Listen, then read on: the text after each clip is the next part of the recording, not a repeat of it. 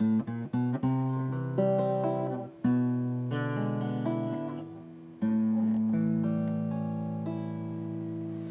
I'm Matt Cogswell, and this is Guitar Talk. I hope over the next few weeks to share my fascination of all things guitar with you. How they're made, how they're taken care of, and how they're enjoyed by people that play them. I hope you enjoy the shows.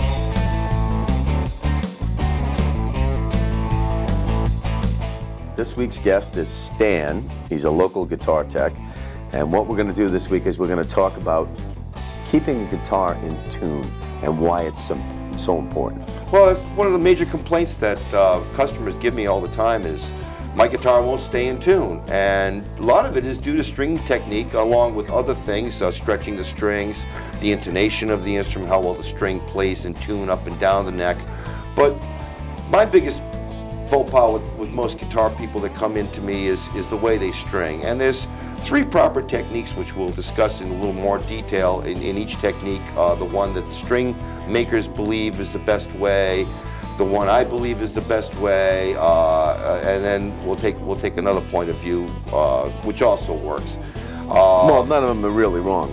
None of them are really wrong. There's three ways to skin this cat, and, right. and any of the three will be just wonderful to do. Right. And there's also how much string angle is created in the nut for how much friction you need versus how much... String angle? Yes. Well, by nut you mean at the top here, this white piece that goes across, that the strings actually go through to the post. That's right. And that's the nut. As you can see, the headstock is angled away from them, creating string angle here. Well, the more string angle you create here, the more friction you're going to create, which is bad for bending strings and trying to stay stable. But on the other side of the coin, the more friction you create by creating more string angle, the more sustain you're going to gain. Sustain meaning? The longer the guitar will ring. All right, the note will stay without ringing. Retouching it, yes. Right, okay. And that's important. That's very important, yes. How long... If everybody sang short notes, it'd be kind of silly, you know. Yeah. You kind of choppy. Yeah, you need that whole note every once in a while to be run cross. What we've done is we've gone to Stan's workbench, and we've actually, filmed Stan showing us 2 or 3 different ways of properly stringing a guitar. Should we go to that now, Stan? Yeah, let's go out to the shop. Okay. You're going to start your motorcycle, and I'm going to start my car? Through the modern technology, we're just going to switch off. We will now disappear.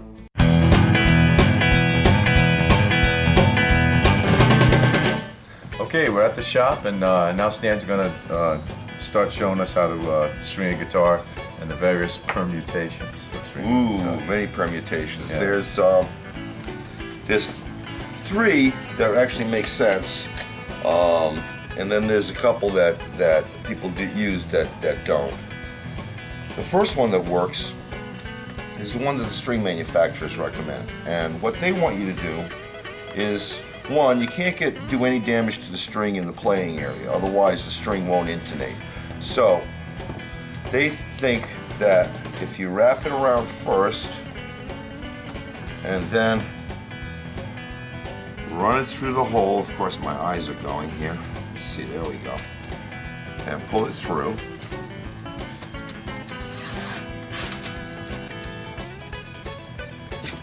You won't warp the string. All right, explain to me what do you mean by damage to the string in this area? What constitutes damage? If you bend the string, you inadvertently shorten its length, and the instrument works off the laws of physics. So if you shorten its length, you're gonna have to readjust that length here at the bridge to accommodate the intonation that you just lost. Unfortunately, when you put a fresh string on and you don't damage it, the intonation is out because it's intonated to a damaged string. Okay. All right, and then all your winds always go downward into the headstock. And you're always stringing from the internal part of the headstock to the external. So when I get to the outside, you'll start to see that. All right. All right. So what you're doing is you're cinching this basically because this is catching on the other side. Yes. You got it on it. Yeah. You have to cinch strings, and I'll show you the wrong way of cinching strings in a moment. And the reason it's wrong is, heck, if you can get it off when you have to change the string. The next way is a locking system. And there's two ways of doing it. The long way, where you end up with a lot of wraps, is what Gil does and what I do on the plain strings, and I'll show you why. But a lot of people, to stay in tune, they don't want a lot of wraps on their strings, so they basically... So they go back and under. Back and under. Okay, so you've got a single wrap that you started with, a wrap around and then back and under. Back and under, and then over. And then over, and keep it locked. And now the string has no place else to go but... Okay, so there's another cinch there. Yes, okay. The lock, all right? And now I'm going to show you the way I do it, because I can't do the bad way, especially with a fat string. Does this work also for bass guitars? Don't need to do it on bass guitars. The strings are very fat, and as long as you string it down the shaft, because you need to create string angle. That's why there's an angle in the headstock. When we go to a Fender product and I show you how to string a Clouson gear, you'll notice that the strings go straight to the post. Let's go find this one. Okay, let's start stringing this one up. All right, now you start with this. Is that the reason being, if you started up here, then you would have to mess with that string that was already there? Yeah, you gotta kind of get it. Yeah, make it easier. I usually go up one side and then I go up the other. Plus, as I'm going up the side, after I clean the headstock, my hand doesn't have to touch the headstock any longer. It only has to touch the string, and I can actually rest it on the string. Well, I've noticed in each one that you've done so far, you started from this side, the inside of the post. Always the inside of the post. That way you're turning the gear the same way all the time. Okay. Otherwise you end up having to spin the other direction. Next thing you know, if you're borrowing someone's guitar and they've done that, you've just broken the other guy's string because you keep on going, geez, still not in tune. So what I'm looking at is I'm going to go and I'm stretching the string out to the other post, because that's about the amount that I'm going to need. And in order not to bend it, you're setting up a... Well, I want to know how many wraps are going to be on it. Now, you can make a mistake, because anything that happens in the non-playing area is not an issue. Okay. And what I'm going to do is I'm going to run one above. And remember, there's a hard right angle that I made when I went into the string. I'll demonstrate it again on the next string. Okay. And you should end up with 2 or 3 wraps if you do it this way. And that's about where you should be. I like the way it automatically cinched itself. Yes. That's nice. This was taught to me by a guy named Dan Erlewine, who is head of the Stuart McDonald repair shop, and he's run a repair shop for a number of years. And I like his stringing technique the best. It made the most sense to me. All right, so this is the one that I'll have to remember if I ever do it on my own. There you go. All right, now I'm going to watch it again. Here I go. Now you can use these little gizmos. Bring it up to the other post. Hard right angle in the shaft, one above, and the rest are going to fly below, and then we can push that down. Now, what do you call that? Something to do with the key? What, this? Yeah, it was this device. Key tool, or it's a string crank. String crank. Okay. Yeah. Yeah, it looks like it makes it a lot easier. Well, you got to be careful with these things, because sometimes with a small button, you can actually hit the side of the headstock while you're doing it, and you're going to end up with these little swirls on the side of your headstock. So you got to be careful when you use it. That ain't nice. Let me get going here. Let's get the D string in. Strings are now packaged in these nice little plastic packs, which makes them last forever, because it's like putting them in a can. Strings that are in paper packs that are open to the air, I don't like to sell them after a year. I believe that the string is, I'm selling theoretically a new old stock string, which doesn't necessarily work really well. It's like old razor blades, even though they were never used. Okay. Hard right angle, one above, the rest below. Now if you can see my right hand at all, you're noticing I'm just relaxing the string. I'm just giving it enough tension so it winds. I don't want to give it too much because I don't want to put a kink in it.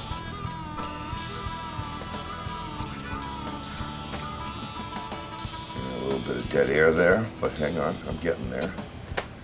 Just gonna make sure this is on the saddle back here. Okay. Would this be a good time for the string crank? This would be a good time for the string crank, but I've been at this so long that I just do it by hand. Just another movement you don't need. All right. Now, skinny strings, a lot of people tend to want to loop them through the hole twice. And why is that? Well, they think that they're going to lock the string in. Yes, they do, but what ends up happening is it's a deadbolt, and if you're locked up from the inside, it's a double key lock. You can't get out without a key. Whereas most deadbolts have a non-double key lock. But what they do is they tend to come through and then run the string through the hole. I don't want to do because I don't want to damage the string. Run the hole through the string again. And now you got to get in there with side cuts. You can damage the side of your headstock trying to get the string off. If you're a player on stage, forget it. You're never going to get it off.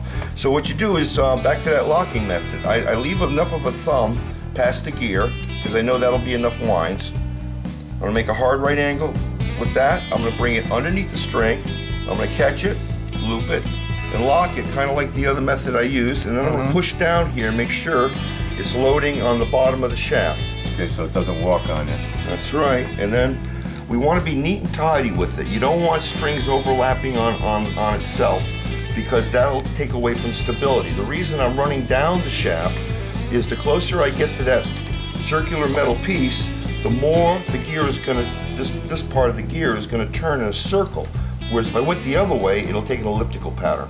And now that'll be unstable, and you'll have stringing problems. We're almost there. That's one.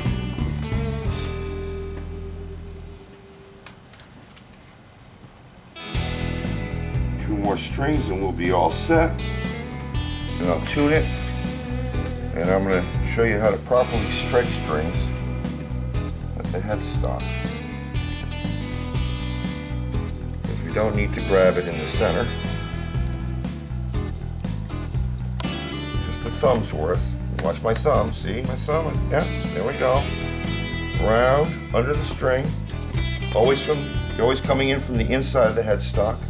Make sure you get down below the first one. Once you get down below the first one, the string will track as long as you apply a little bit of pressure. Just a little bit of pressure, enough to keep it stiff. You don't have to put a dent in your hand holding the string,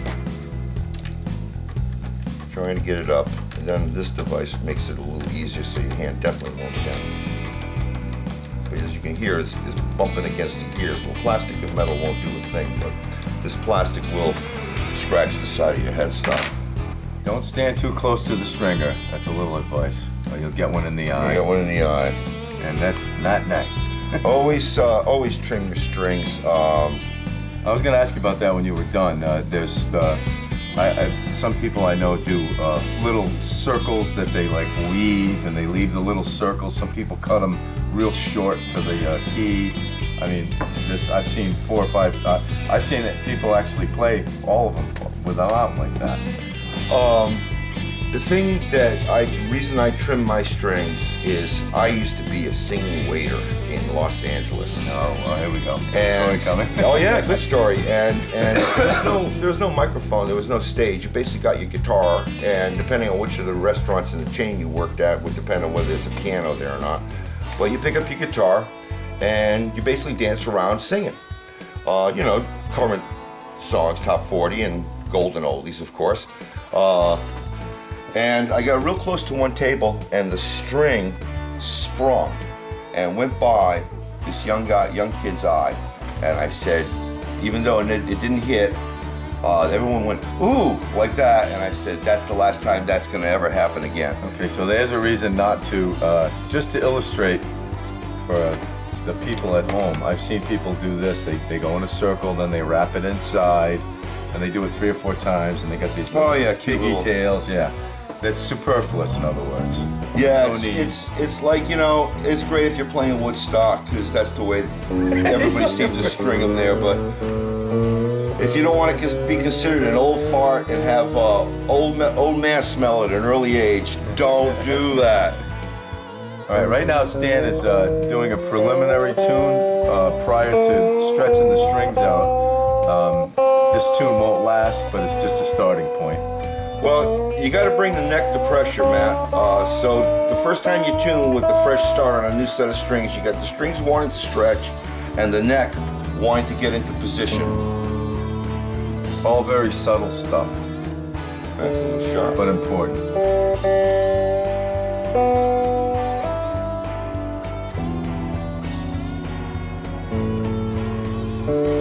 So you do an initial tune. Yep. And now you're not going to see the bridge because I'll show people that when we get to bridges. But right now we're going to see this. If I put a kink back here, the string has a place to kind of detente, right? A little notch to remember where it's at. So I'm going to do that. Plus I'm going to pull it up against the gear, because when the string comes against the gear, it looks like that. And then, I don't know if you can see how well you can see my hand, then it closes. So why don't we just let it close as opposed to pulling it in center and doing that? Okay, as a contrast, I've seen people actually take the string down there and pull up on it a couple of times. Two things can happen that's very bad. One, the string can bend and change length, which would change intonation. And then you can get a different inconsistency in intonation by stretching it. You can also thin the string in that area. Remember, if you're taking a piece of metal, you can actually thin it. And if it's a thin enough piece of metal, you can actually thin it and break it.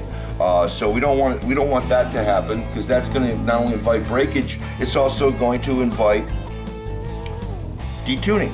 Right. So unlike maybe wood or a rubber band, these strings don't have a hell of a lot of memory. I mean, they will not come back all the way to. And they work like a razor blade. A fresh razor blade, when you pull it out, is the sharpest thing in the world. The minute you slide it down your face once, it's the second sharpest in the world. So strings die, and they die very fast. And the choice of materials will depend on how fast they die, but there's no rule of thumb because it's regulated by the acetone of your own sweat. So what works for one person may not work for another. Strings are like seasoning. Sometimes if you need a little extra brightness in the bass response, you want to go to either a steel string or a nickel plated string, or one of the new Ernie Ball cobalt strings. Cobalt? Yeah. Interesting. Because the more magnetic you make it, the string, the more overdrive, believe it or not, you'll get off your guitar, and the more clarity you'll get in your notes. And when they talk about top end, they're talking about clarity, not tinny brittleness. If you have a tinny brittle guitar, that's a bad guitar. All right, you've cut these rather short. Yeah. That's what you're looking for, yeah. Not even a 1/4 inch. If I mistakenly put my hand here, I might get a scrape, I might not. But if I leave them extended, I'm definitely going to get a scrape if I haven't put my hand there. Or you end up playing on stage, the next thing you know, you bump into someone on stage with your headstock, and the damage you can create to their faces. I have one client that builds guitars, and I swear they're lethal on stage. If you don't watch where you're turning, you could really hurt somebody. All right, we're going to take a break. As I set up another guitar, we're going to look at a different set of gears and how to string it. I'm also going to show you how to lubricate your nut too. So, ooh, lubricate your nut. It sounds exciting. Yeah, it's the most pleasurable thing I can imagine. This is an R-rated show all of a sudden. Yeah, there you go. Okay. Something about nuts.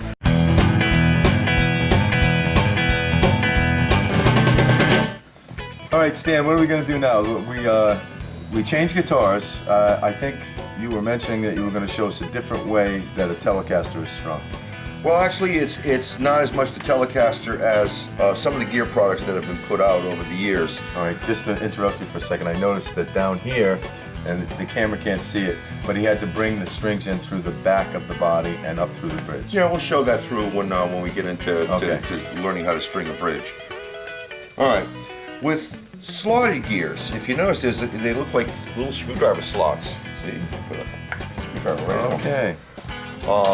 Well, you can wrap it like a traditional gear and leave a thorny end, but the nifty thing about these gears is if you go 2 gears after and trim it. 2 gears after from the nut? From the gear that you're going to... From the gear, 2 gears up. Yeah, up. So this is the gear I'm stringing, 2 gears up. You put the gear, you put the string dead center into the gear, into the hole. Oh, that's cool. And then you put a nice right angle on it. Now, if you use a string winder, these guys will hit the side of the headstock. So you got to watch your string winder when you're winding.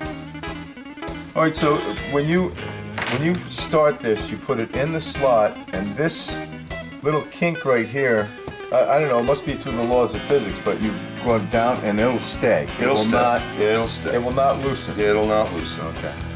So, real simple. 2 pass. 2 pass the gear you want to go to. Clip the string. Insert it into the gear. Wow, that makes it so much easier. And it's a fast string. Almost a pleasure, I mean, to string something like this. It looks so much easier than doing the other one. Well, I feel it is too, but slotted gears are another story. So, okay, this should so be. you're saying there's drawbacks to these? Well, not as much as everybody wants to think there is, because everybody tries to think out and they end up in virtual thought, especially with the computer nowadays. And no matter how much it makes sense to you, until you see it in a book in the laws of physics, it ain't gonna fly. I've seen people put. There's a system called Floyd Rose where you actually lock I've strings. seen those, yeah. I don't like those. And then they buy what they call locking gears. Yeah, I don't now, like those. The reason Fender products stay in tune better than Gibson products is because the strings go straight in line to the post. There's no place for friction to occur on the other side, where if you remember the Les Paul, the strings kind of varied out. Right. Well, that little bend is enough to make the string go out of tune when you bend it, because you're dragging it through and then it catches on this side of the nut. Whereas this has no possibility of catching on that side of the nut. Okay, like all great design features, there's got to be a flaw here somewhere. The flaw, actuality, is not. This is a unbelievably well-designed instrument, because the best sounding instrument is the most sensitive, yet the most sensitive is the most fragile, and Leo Fender took a lot of fragility out of the guitar. Very seldomly do I fix a headstock on a Fender. If I do, it's usually because the side has chipped off. Never does it break off. In order to create string angle, they angle the wood, but now the grain is going at a diagonal over here, so when you drop the guitar, the headstock breaks. Where Fender makes their guitars, albeit a cheaper method, they make them like a plank. And when's your last time you seen a plank break off? You know, the very end of a plank. Right. The strength and the design. I'll show you in the camera what the headstock looks like. Right, it's out of one single piece and there's a drop there. I can see the strength. Like, you know, you can. Yeah, it's all a single grain going through. But because you can't get string angle down here, that's why they put that there, to make sure that the string has angle at the nut. All right, so what's this called? That's called a string tree. String tree. And when exactly do you use the string tree? When I'm stringing. Okay. I need to put the string underneath the string tree. So this is going to be one of the strings that's going to go underneath the string tree. So there we go. Okay, all right. That would be, because of the angle, that would be the first one that you used. And the other one, seems to me, I'm going to extrapolate here and go out on a limb. Oh, we're talking about a tree. It's going to be on this side. Yep. Okay. Now, if you look at a Fender product from the 70s, you'll notice there's 2 string trees. Yes, and a I've lot of seen people, I don't want to get into the exploration of skinny strings and how they got developed in the 60s, but 10s, 9s, and 8s didn't exist prior to 1960, or in and about that time span, maybe even a little earlier, like 1958. All right, so you got no more here, so you just have to... You have to guess. Okay. Spock wouldn't be very good at stringing guitars then. What they did was Yes. they changed the scoop in the headstock, and they changed manufacturer of gears, and the new manufacturer made the gears really, really tall. So these two strings would be too high and you wouldn't have enough string angle. So that's why they put another string tree on. Okay, I have a question for you. Sure. All of these are straight. There's no down angle, very little. These, there's a pronounced down angle, Yeah. and they come together and then they come apart. What strings on a Fender are more likely to go out of tune more quickly? None. None. So it would seem to me that because of the way that these are, they're stressed in more than these are, then these would go out of tune quicker. No. The E and the B. If you're having a friction problem and you think it's that, they make string trees out of graphite. You can use nut sauce in the nut, which will lubricate the nut. But to be honest with you, I found a method of using a very small bar of the soap. This is, I don't know how many years old. But just like you would when you drill a hole for a screw and you want to lubricate the screw, you take some wax or soap. Now, some people use the end of a pencil tip and use graphite, but the end of a pencil tip ain't going to get into that little itsy bitsy slot. Whereas you can grate the soap in like cheese. All right, so what are the what's the theory behind? I mean, it's a lubrication, and what does the lubrication accomplish inside of the nut? It allows the string to pass through the nut a lot easier without creating a friction point at all. Okay, so when you're down here playing a lead on the E and you're bending the E or whatever, this is actually moving back and forth. And it's sliding back and forth, but there's no string angle to catch it on the other side. Right, right. And then soap looks good because it goes like this. All right, so that is that notice another reason behind the design is that when you did the last one, you actually kinked this to give it a memory. Now this one. No, I'm gonna still do that. Oh, you are? Yeah. Okay. Okay. Let's get in tune. So that would actually help the lubrication even with that kink there. Yep. I hope you enjoyed this episode of Guitar Talk.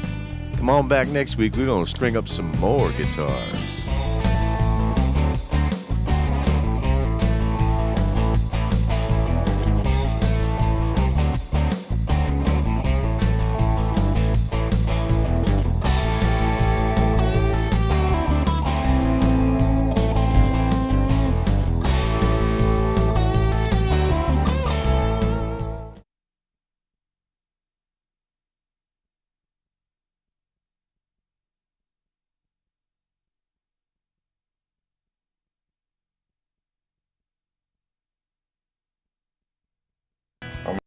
Show